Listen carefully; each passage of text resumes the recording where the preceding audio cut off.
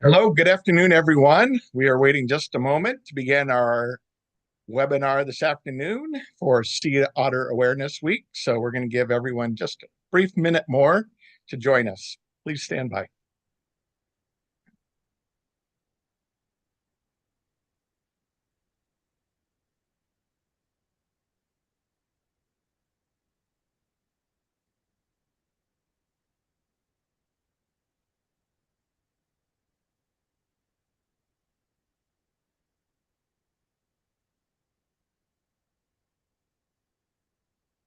All right, hello and good afternoon once again.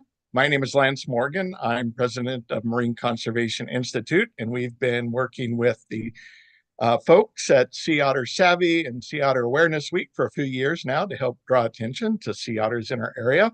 And to start us off this afternoon, I'd like to introduce Heather Barrett from Sea Otter Savvy, who'll tell you just a little bit more about all the great activities available to us here on Sea Otter Awareness Week. So welcome, Heather.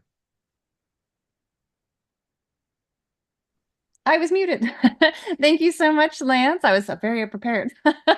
I thank you so much for having us again this year. It's wonderful to work with everyone. My name is Heather Barrett. I'm a sea otter biologist, and I'm the Science Communication Director for Sea Otter Savvy. And to give everyone a little background before the presentation begins, Sea Otter Awareness Week occurs every year during the last full week of September, so you can go add it to your calendar for next year too. And it is organized in partnership with Sea Otter Savvy, Defenders of Wildlife, California State Parks, Alaka Alliance, and Monterey Bay Aquarium. And we thank all of our collaborators like the Marine Conservation Institute that join us in spreading this awareness. This year marks the 22nd year, and the theme is Together We Thrive. And so we're highlighting the interconnectedness of communities, of humans, sea otters, and the environment in a greater community. It's encouraging us all, organizations and individuals, to work together for a healthier and more sustainable future. But this week also highlights Sea Otter Savvy's We Were Here Sea Otter program, which is educating communities and stakeholders who are missing sea otters and offers a survey for community involvement. So the southern sea otter, which is here in California, is currently from Gaviota State Park in the south to Año Nuevo State Park in the north. And sea otters did once inhabit all along the Pacific coast. They are ecologically and culturally significant, and there's increasing discussion regarding potential reintroduction to historical habitats through Northern California and Oregon. So to move forward, government agencies and the sea otter research community need to engage communities and stakeholders to hear their perspectives now. So if you are wondering what you can do after this presentation, please take the Sea Otter Recovery Survey and share your thoughts on possible reintroduction. Your voice matters, whether it be questions, concerns. The links and the websites and about the survey will all be made available to you at the end and hopefully posted with this video. So with that, thank you all. And I am so excited to hear this presentation. Thank you all. Great. Thank you, Heather. Well, I am also very excited today to have with us some of our colleagues from up north of here, or at least north of California, coming to us from the Haida Nation and Haanas Park in Canada. We're going to hear a story about the sea otter's return to Haida Gwaii. Haida Gwaii-yaay, Ḳuugaay, Gwii, is apparently the Haida translation, if I got it right. And with us today are two really great scientists that represent both the Haida Council and Parks Canada. So our first presenter, and you can, let me remind you before we start that you can put questions into the Q&A box or you can add into the chat. And once we're done, we'll have a short Q&A at the end. So please welcome today. I'll introduce both of the two speakers. Our first speaker is Jaasaljuus Yakgujanaa, who is a passionate marine scientist and advocate for Haida cultural preservation. She has spent many years working for the Council of the Haida Nation in various marine roles. She served as the shellfish biologist for the Haida Fisheries Program, where she spent countless hours monitoring nearshore species throughout Haida Gwaii. She now focuses on language revitalization for the Haida Nation. While her primary focus has shifted to safeguarding the Haida language, she remains involved with marine stewardship initiatives on Haida Gwaii whenever possible, continuing her commitment to the land and waters of her home. And then following her part of the presentation, we'll have Lynn Lee. In her happy place, communing with creatures in the sea, Dr. Lynn Lee has logged thousands of scientific dives in the temperate waters of the Northeast Pacific, which sounds really cold, but I love that idea as well. And I guess a few more dives in tropical waters as well. She is grateful to live and work, play music, make art, walk quiet beaches, and contribute to community on Haida Gwaii, traditional territory of the Haida Nation, with her spouse, Leandre, Mossy the dog. There's two Freds, Fred the cat and Fred the sourdough, and a garden. And keeping a sourdough alive is quite a trick.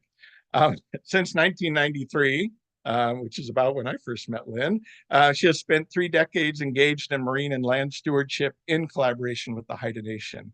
Lynn is currently the marine ecologist for Haanas National Park Reserve, National Marine Conservation Area Reserve, and the Haida Heritage Site, and co-leads the Sea Otter Return Project with her colleagues at the Haida Nation. So with that, welcome, and please take it away. We look forward to hearing from you today. Thanks so much for being here. Thanks so much, Heather and Lance. Okay, I'm going to work on sharing the screen. And we like to shake things up a little. So JJ and I are going to share, Jaasaljuus and I are going to share this presentation. I'm going to start off, and then we're just going to tag team through the presentation. And I'm going to put that in presenter view. Is that good for everyone? Yep. Okay, perfect. Okay, so Haida Gwaii, Ḳuugaay, Gwii, Sdiihltl'lx is the sea otter's return to Haida Gwaii in Haida Kill, which is the southern Sdiihltl'lx Haida dialect. And the folks that were co-leading this project are Vanessa Bellis and Dan McNeil from the Council of the Haida Nation, and myself as overall project leads. We had modeling leads, Tim Tinker, that many of you will know, and Dan Okamoto. They have been working on urchins and coastal ecosystems, and Tim particularly on sea otters for a very long time.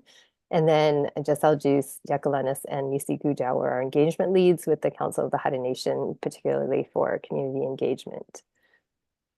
Okay, so here we go. So this is a story in theme of the Sea Otter Awareness Week about good people working together to address these expected impacts and ecosystem changes from sea otters returning to Haida Gwaii. And so we wanted really to set the stage with this long relationship between Ḳuu, which is the otter in Haida, and the Haida. And so what we have to remember is that the Haida people lived with Ḳuu for thousands of years. And what Gujau had to say is that they didn't seem to want for anything.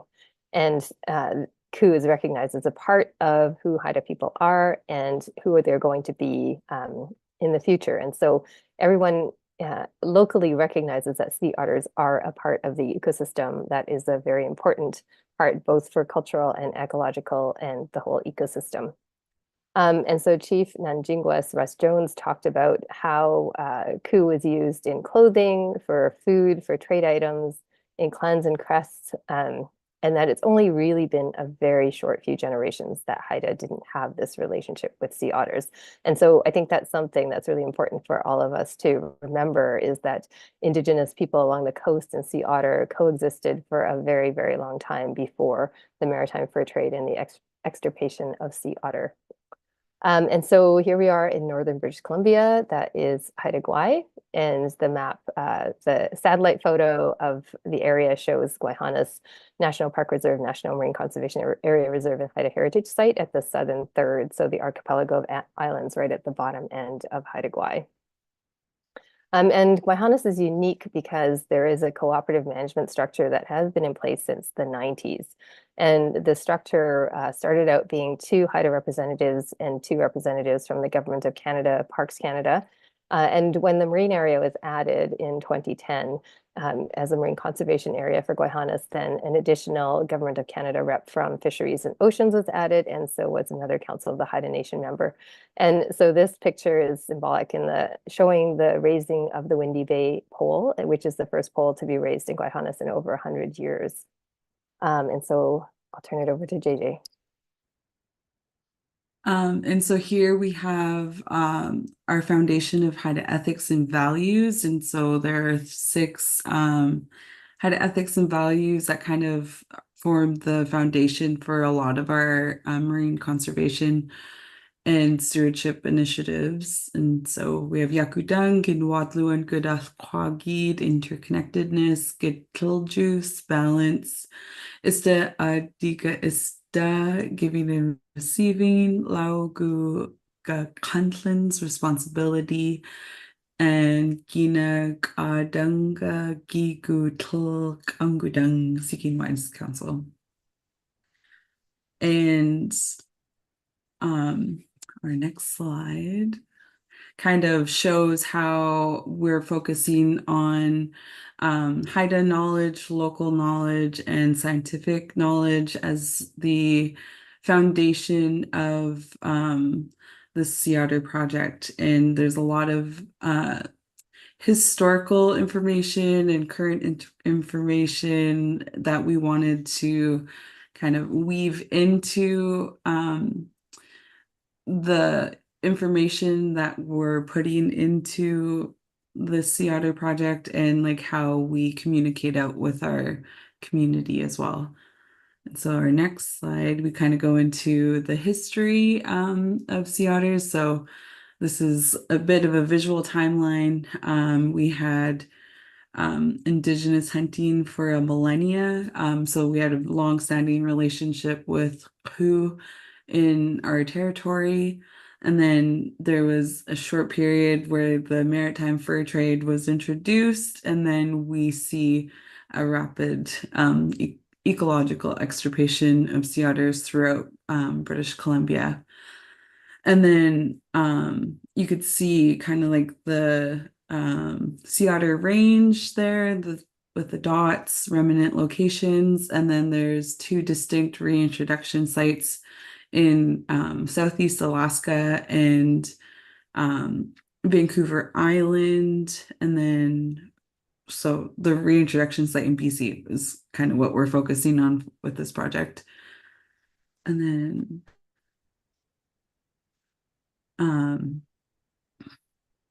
here we're kind of, so we started off the project by providing information to our community members on just some background information on like the ecology and species information of sea otters. And so here we have a graphic that shows sea otters are the size of a German Shepherd, and they have one pup per year, dependent on fur to keep them warm, and other background information we provided for our community members. And this is a graphic from Lynn's project, and it shows that the environmental conditions when sea otters are present, sea otters are absent, and sea otters recovering. And so I think we'll touch on this, but we're kind of in the middle of, we have some areas on Haida Gwaii where sea otters are still absent, and then in the southern region we have some areas where sea otters are recovering. And so through this project, we did some general ecosystem effects of Ḳuu over space and time. So we have fewer and smaller urchins and other large shellfish. And then we had the decline in no commercial shellfish fisheries in local areas. More kelp is deeper and 20 times larger, increase in biodiversity, and also increase in eelgrass and genetic diversity. And so we also have like more rockfish, higher trophic levels and genetic diversity, increase in larger shellfish possible over time, but no overall levels without sea otters. And then there's factors of the traditional and recreational fishery possible, plus tourism benefits, and much uncertainty for commercial shellfish fisheries. Also, climate change are factors that we were looking into. So there's a whole landscape of factors that we were interested in and that kind of goes into those Haida values of interconnectedness, because we weren't just looking at or population distributions as a result of sea otter reintroduction into our environment. And so we really took our time to kind of assess all these different factors. And here we get into the project as a whole. And so we really focus on building relationships to foster the return of Ḳuugaay in a good way.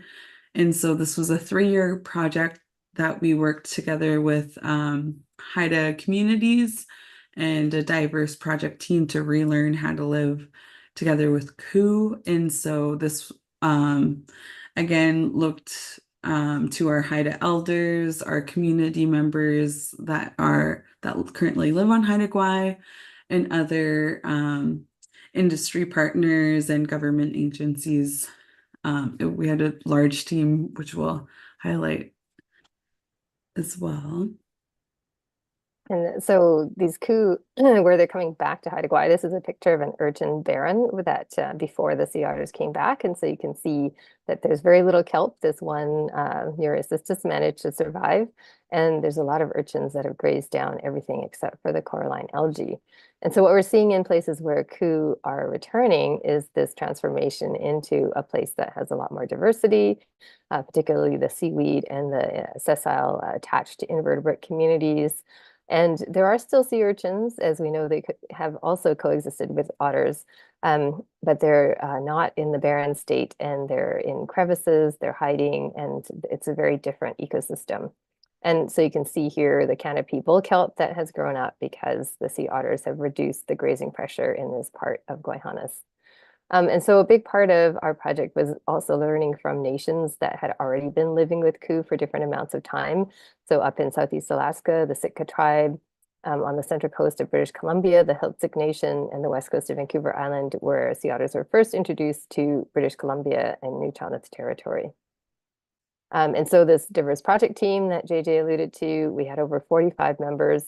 This was all initiated just before COVID. And so we had to rejig how we were planning on engaging everybody in this discussion. And the large part of the project was conducted through remote Zoom meetings, which was more challenging for sure, but everybody really felt the desire to work together. And it's that desire to work together that really made everything work. And so we had commercial fishing associations, particularly the shellfish fishermen, as mentioned, the Neighbours and Haida and Sitka tribes, as well as government agencies, academic researchers, non-government organizations, and Haida Gwaii communities as a key part of the project.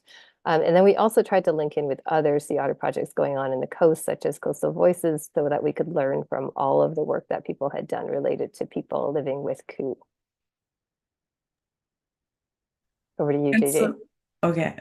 And one fact I want to highlight here is that Haida Gwaii is we've only recently have had like confirmed sightings of Ḳuugaay in our waters, and other communities that that Lynn was just talking about have had Ḳuugaay in their environment for more than 30 years now. And so they have a lot of valuable information and observations of how sea otters have impacted their environments since the extirpation days, and that change over time in terms of like their access to food, community, and then their needs within their communities and the cultural significance of that.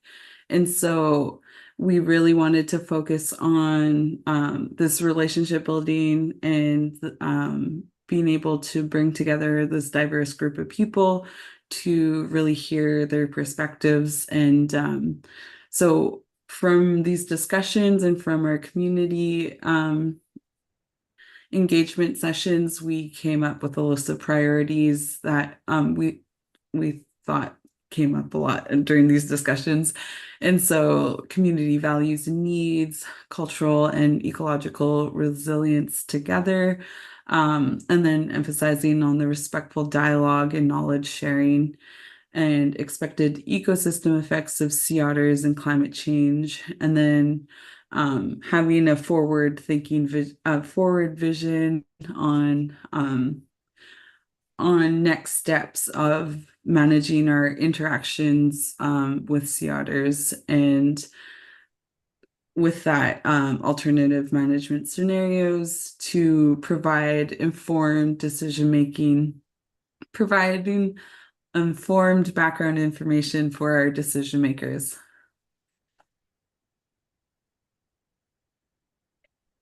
And so the project was a Ḳuu ecosystem model that contained spatial, dynamic, process-based, and integrative, community-driven inputs. And so we had a lot of different partners. So we had social scientists, we had Ḳuugaay biologists and other like ecosystem model experts. And because it's such a dynamic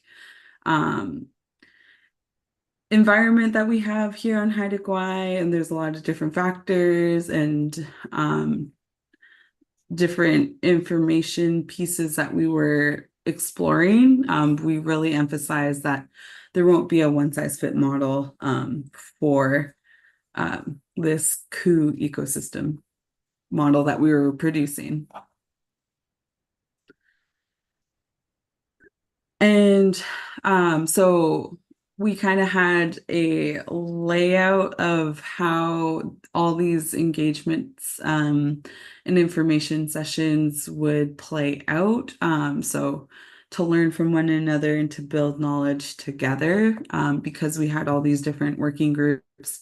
We had our project team, and then we also had like our Haida Gwaii community as a whole, and then our Haida Gwaii leadership and other target audiences, and and also identifying synergies with other projects that were happening and are happening on Haida Gwaii, and to gather all that information and synthesize it so we can provide information out to our community members and also to our decision-making bodies. And so project priorities included the system components, specific objectives such as prioritizing like that knowledge building, and also information sharing with our community members. And then through that, we had our performance metrics and indicators. And then also our primary focus is to inform the A and B, which Lynn talked about, and CHN. So really getting the foundation to provide information for our decision-making bodies using the Haida Gwaii Ḳuugaay ecosystem model. And this is through that, through our community engagement, in past discussions, because we've had a lot of work, we've had a lot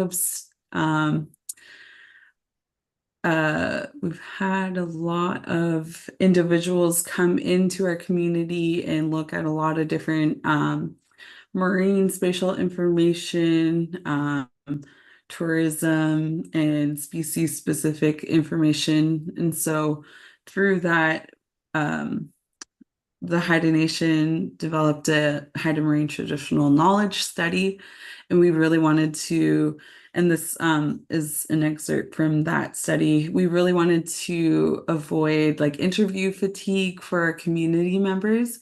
And so we did a lot of background information to avoid that, because we have a our knowledge holders are in an aging population, and so we really wanted to maximize our time with them. And so we did a lot of background using this database, and then also outreach with our community members. And so that I'll hand it over to Lynn. Thanks, JJ. So the community engagement, some of the work that we did, the most important thing from this slide is that we used a lot of different platforms and used them in different ways. And especially because we were in this COVID situation and people couldn't meet in person, then we ended up dealing with just the remote engagement part of things until the very end of the project. We had an in-person forum. And so part of the work was speaker series. So in this case, learning from Southeast Alaskan experience from Jolly Garza, who is Haida from Sitka, Alaska. And so some of the things that they had worked on were really important to have sea otter management plans that supported cultural uses on their own terms, to be co-management and to have a seat at the table. And then really emphasizing that if you have the data, then you are sitting at the table where decisions are made and you have the ability to influence those decisions.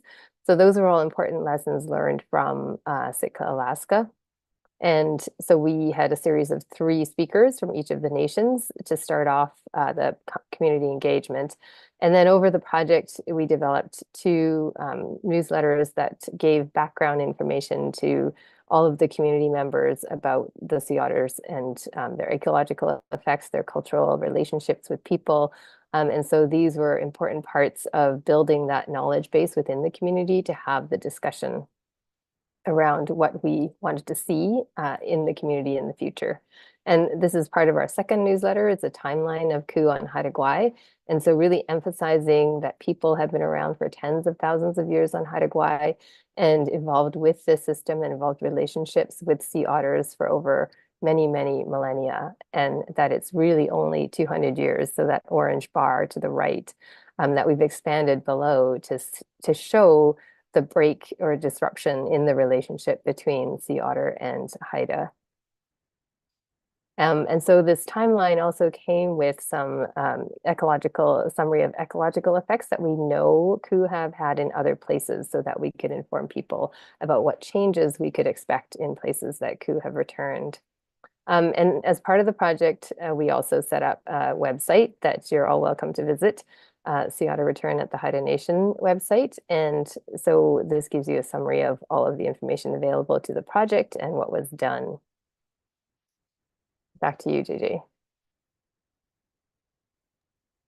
And so we asked 2 main questions while we were doing our community engagement. And so we really wanted to look at our community's perspectives on any positive aspects they have, or like they were under the impression of about the natural return of sea otters to Haida Gwaii, and then also wanting to know what are some things that they are worried about in terms of sea otters returning to Haida Gwaii. And we also provided a lot of, with these speaker series, engagement sessions, provided a lot of different perspectives. And so we had the tribes, the Sitka tribe and the Neighbours Nation and the Sdiihltl'lx, and to provide like a cultural background perspective. And then we also had our scientists provide some presentations as well. So we kind of had like this very holistic background, and we really wanted to get a feel for how our community, like what were the main concerns from our community. And through those engagements, there was a discussion. We used these pictures as discussion pieces for what people envisioned or what they were worried about when we have no sea otters in our environment, and then unrestricted sea otters. And so like the two extreme scenarios. And then through that, we co-developed it and discussed future scenarios. So really wanting to solicit information on like key areas that people were concerned about throughout Haida Gwaii, and also their perspective on like what an ideal environment they would want in relation to sea otters.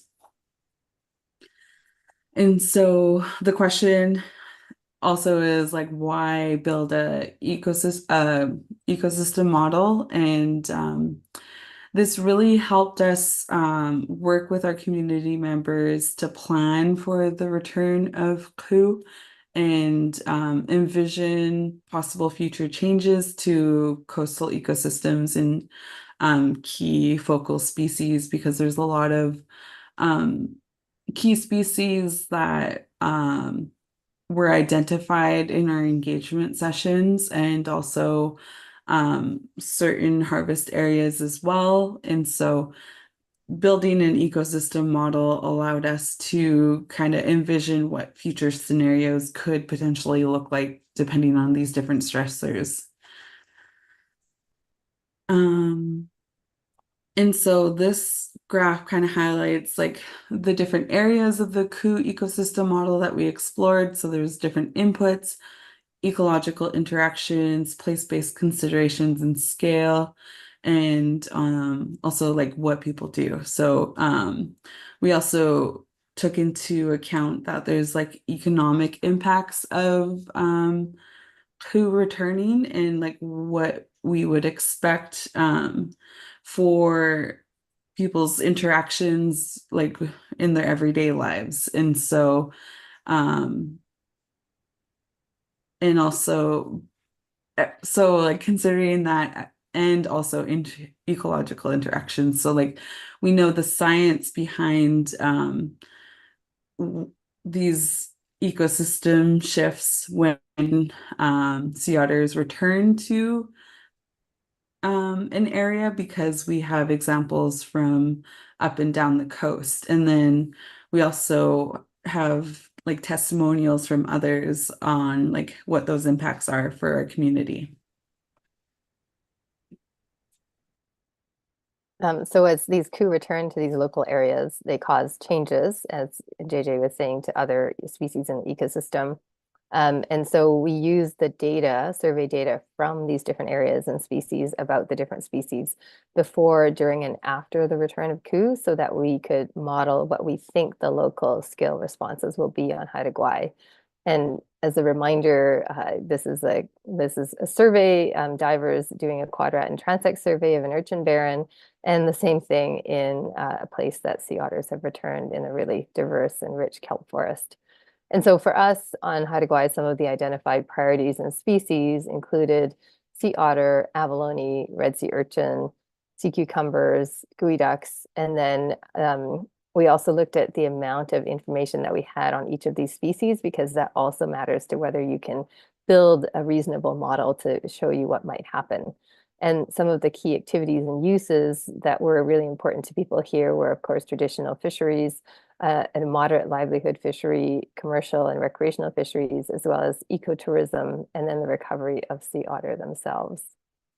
And so these ecosystem models, the community had lots of questions around what impacts of sea otters would be. And so some of these questions are indicative of the kinds of things that community was interested in. So things like, can we have Dungeness crab and intertidal clams available in Sdiihltl'lx Inlet? So in specific places for traditional harvest, and at the same time support sea otter recovery around Haida Gwaii. And other questions around supporting the razor clam and Dungeness crab fisheries along North Beach as sea otters recover and expand. So these specific questions gave us places that we should be focusing when we were building this model. So I think this is still me. So part of the population, so we took the sea otter population dynamic survey data from Southeast Alaska, the central coast of British Columbia, and west coast of Vancouver Island, and we used that to build in the interactions that we expected in the different habitats and prey availabilities for Haida Gwaii. And so this otter population growth model was used to train the model for Haida Gwaii and built what we expected sea otters to do when they started to return. And with this model, you can play around and select the area that you want to return sea otters. So this is completely hypothetical. This is not where they actually are, but this is, if you ran this model, it would show you how long it would take for sea otters to get to certain places and what the density would be at that time frame.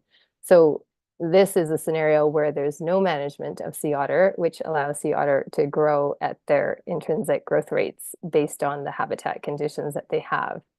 And so built into that sea otter model then are connecting models that look at how they interact with their prey items. And this example is for urchin dynamics.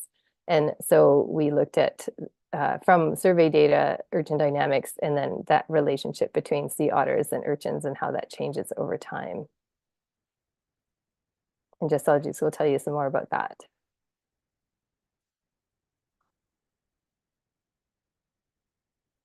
Are you still there?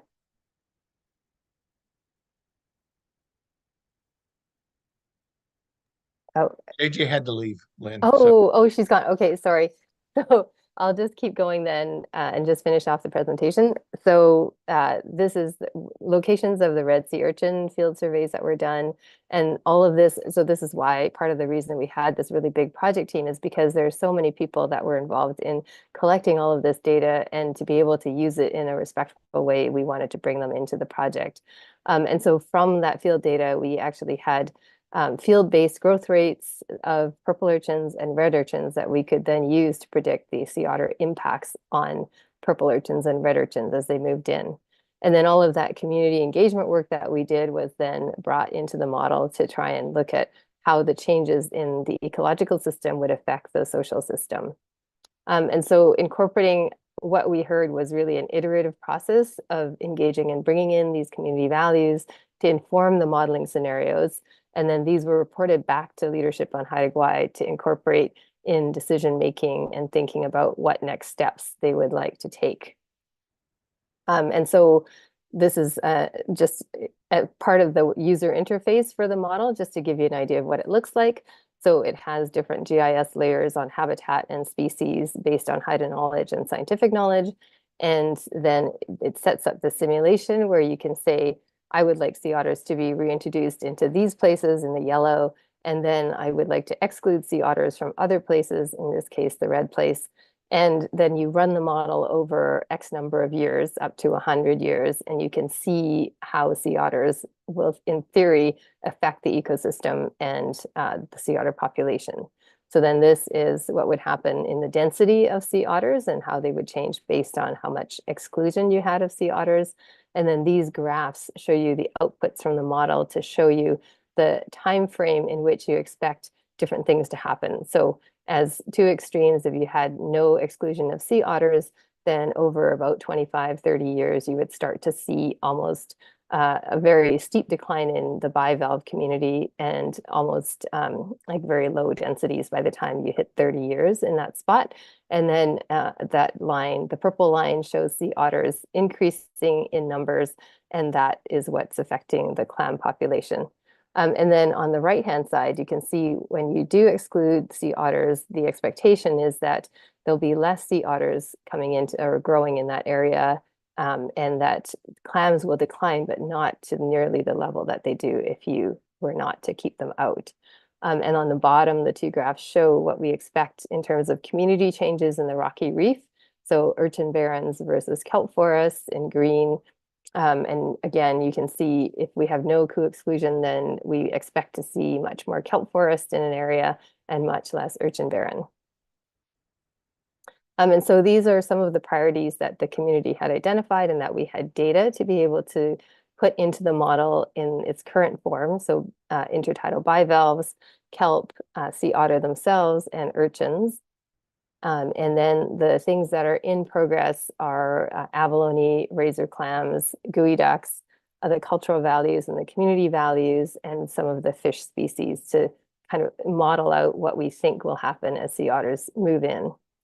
And so finally, this was the wrap-up Haida Gwaii Community Forum, where we brought everyone together. Finally, COVID was in a situation where we were allowed to bring people together again. And so you can see the top right, the photo shows some of the modelers, that's Tim and Dan, with the maps in the background of the scenarios that we created through community engagement, and the outcomes of those models in discussion with community members.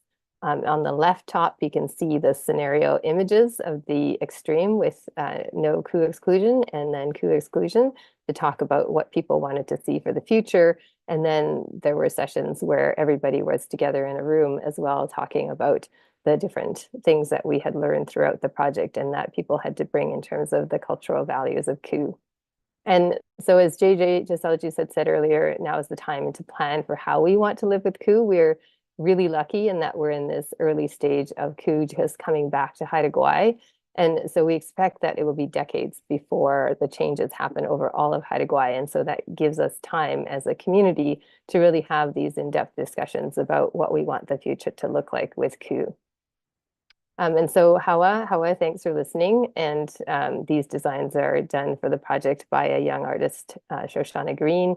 And as a final reminder, we've said this a couple of times now, but really there is no one size fits all. So what we did on Haida Gwaii was based in and founded in Haida values. And so what other folks need to do in their areas will depend on who lives there, the Indigenous people and their values, and how the interactions should be done in a respectful way. So I think with that, that's the end of our presentation, and I'll leave us with a slide of some of the many people who were part of our project team to give you a sense of who was involved.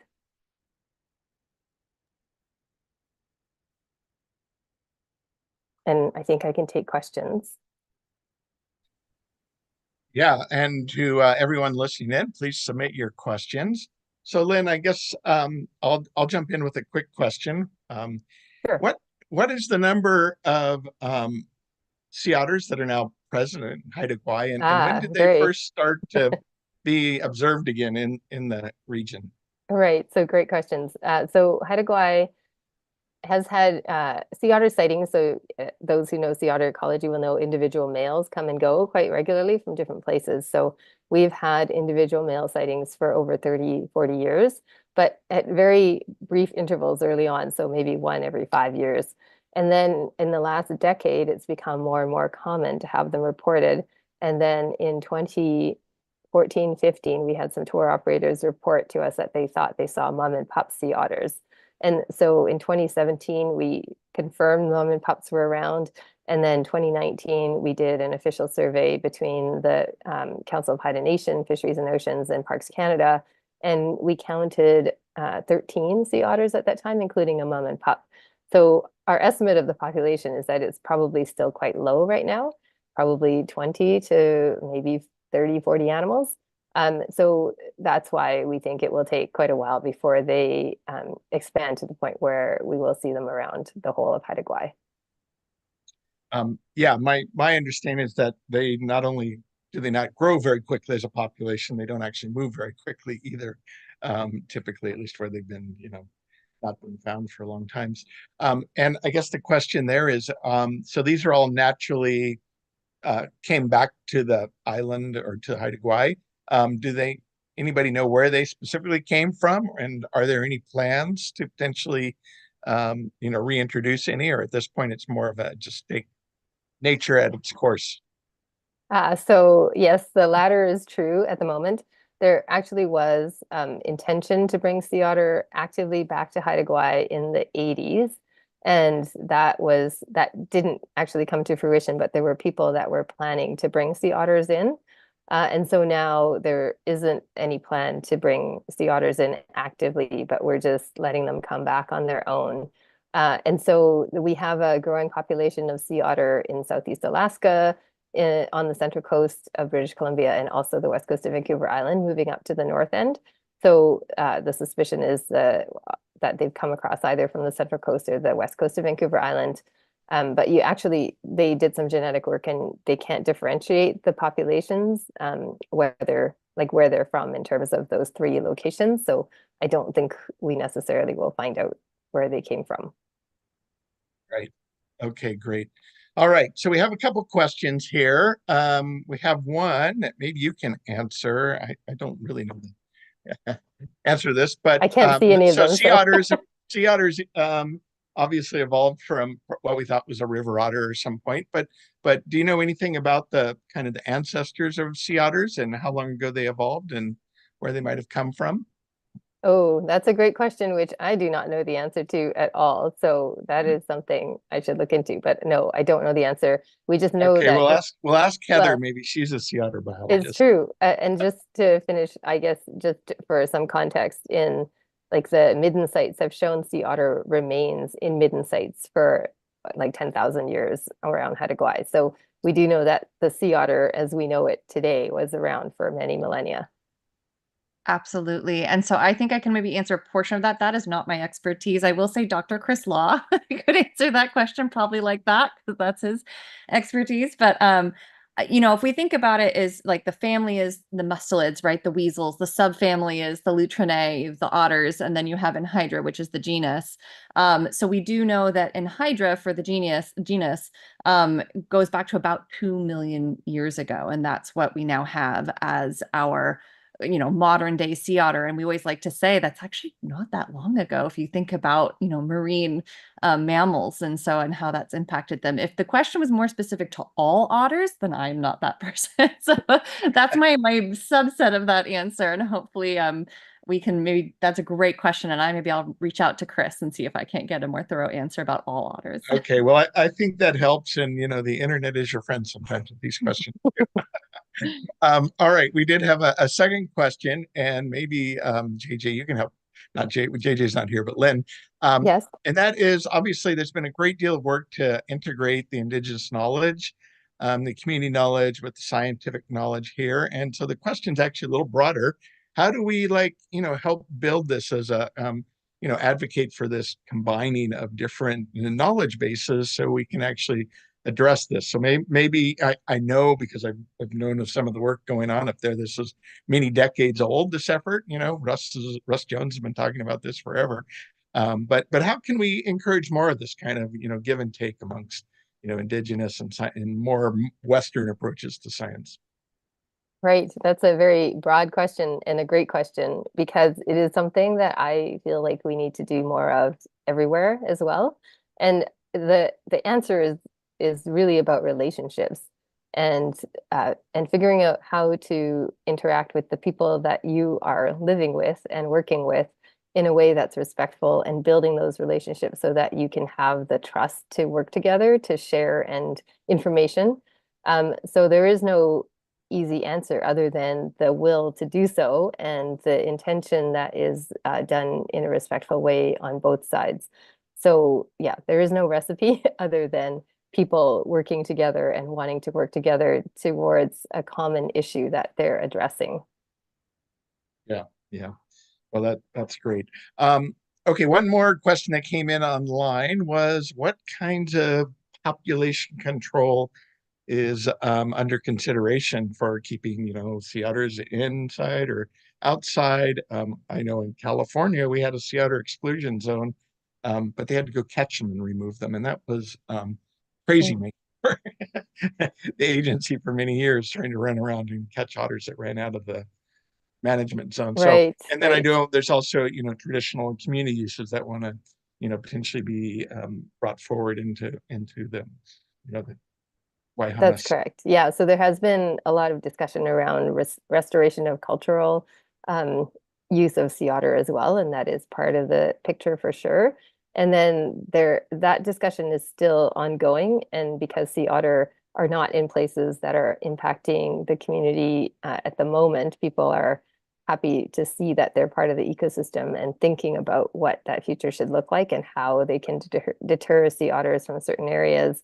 And hunting has been discussed, but none of the options have been set in terms of decision making. And so people are open to discussing all ideas, but nothing has been decided, I guess, in terms of future management direction. So this is the beginning of the end of the project, but the beginning of a very large discussion that will continue in decades to come. Yeah, yeah. And if relocation were to be something that occurred up there, where would you be, bringing in otters from? Do they capture other wild ones and move them, or is that not really on the table anymore? But Oh, it's not. Yeah, it's not on the table anymore. I mean, okay, I think at the time that they were talking about it was probably related to similar thoughts about translocations that had already happened early on. But I don't actually know if they where they were planning to get the sea otters from when they were thinking about that in the 80s. And that is not something that people are thinking about now. okay, great. All right, so I don't see any other questions. Heather, would you like to ask a question? Well, I'll give you a moment. I don't know if I have a question, but I just want to say thank you so much, Lynn, for joining us in this. And I think that what you guys are doing and what you are describing here is they've talked about this recipe, and obviously the recipes can be different no matter where you are, but your point of that it's about community and making sure it's respectful is so hugely important, because I think we always like to think, at least for Sea Otter Savvy, we are a larger community, and sea otters are part of that community, and we all can work together and find sort of ways to mitigate conflicts, as well as make sure that we're understanding and, of course, bringing in Indigenous voices through this process. And that's what we are actively trying to do in California. And so seeing your work is just so inspiring, and it's something we hope that we're able to continue to do here as well. Great, thank you. And apologies that Jaasaljuus had to leave earlier. But Yeah, that's well, all please she's send our teaching. thanks That's to her. wonderful. That's great in honor. So that makes sense. Yeah. So a real quick question as everybody wraps up and wants to come up and visit and see these sea otters. Is there a place they can actually go in Haanas to see the otters? I know we can see them in different places down here in California, but Right. Well, we are actually not actively disclosing the location of okay. those sea All right. otters. Fair enough. Just, Sure. and so if people come to Haanas, then they might see them. It's part of the mystery. Right. Right. Yes. Part of the thing. All right. Well, before you leave, I do have one more quick question, and that has to do with the urchin barrens and whether there's any evidence the otters are kind of reducing the urchins in these barrens, because oftentimes you're told like, well, they'll just skip them because they know they're not really very good quality or the type of thing they're looking for. And so I'm just wondering, in some of the research, what you found along those lines. Yeah, so you saw the pictures and they tell the tale. So wherever we know sea otters have landed and decided to stay, they are transforming the urchin barrens into a lush, diverse kelp forest. And it's pretty incredible to see. And Yeah. because we don't have like a raft of 100 animals that shows up all at once, because these are animals that are straggling over from the different places where there are larger populations, but we're not seeing like a whole raft of 50 or 100 animals show up. And so it's what we're seeing is this dynamic change over time, year by year, as they reduce the number of urchins. And it's very a patchy mosaic, like we expected it would have been in the past when people managed sea otters in a very spatially explicit way. So probably there were places that had more urchin barrens and more shellfish because people kept sea otters away from those areas, and then other places that had more kelp forest and more otter ecosystems because there were more otters there. And so that's what we're seeing where they're coming back, is that the system is changing, but slowly in these patches that are like the size of your living room. So there'll be a patch that's an urchin barren, and then another patch right next door that is a kelp forest. And so the change is happening as these otters are eating the urchins. And what we know from a kelp forest restoration project that we did is as the kelp grows and there's a lot of drift kelp in the system, then those urchins become more and more full of roe, and then they become much more energetically worthwhile for a sea otter to eat. Much tastier. Okay, Exactly. great. So I think we're going to wrap it up. But Lynn, if people want to learn more about the project, is there a website? Or Heather, maybe you can chime in how people might follow up and learn more, or direct their We friends. do, yeah, we do have that sea otter on the Council of the Haida Nation website. There's a sea otter project webpage that people can go to for more information. On the Parks Canada website, there's also some information about this project and about the kelp restoration project we did, which was mimicking sea otter predation on sea urchins to restore kelp along 3 kilometers of coastline. So I guess those are probably the most obvious places that you can get some more information. Great. Thank you. Yeah. And I know we just pasted a link into the chat if people want to Oh, grab perfect. Thank you. as well. Okay, well, so we're at the hour, Lynn. Please again thank JJ for us. This was really terrific. I will. Learned a lot, and it's very inspiring to see all the work that's gone in to this issue. So I wish you well with all that in the future. Thank you. And it is the middle of Sea Otter Awareness Week. So Heather, what else can people tune in or go do? Oh, there's so much more to do. So you can definitely go visit the full calendar of events. It's on the Defenders website for Sea Otter Awareness Week. There are viewing stations if you are in Central California. There are some viewing stations as well in Oregon at the zoo and the aquarium there as well. And then we have more virtual events. So tomorrow, that is going to be with the San Diego Zoo. And we have our director, Sea Otter Savvy, Jenna Bental, will be speaking about coexistence with sea otters in Central California. So tune into that one. After that, we have one with Defenders as Wildlife. And actually, it's going to be Taylor White going to be talking about her abalone work from Sitka.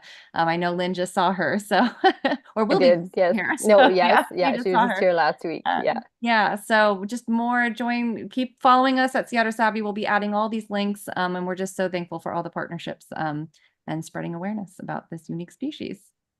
Yep, great work. Thanks so much, you guys. All right. Thanks everyone for joining us today. All right. Take care.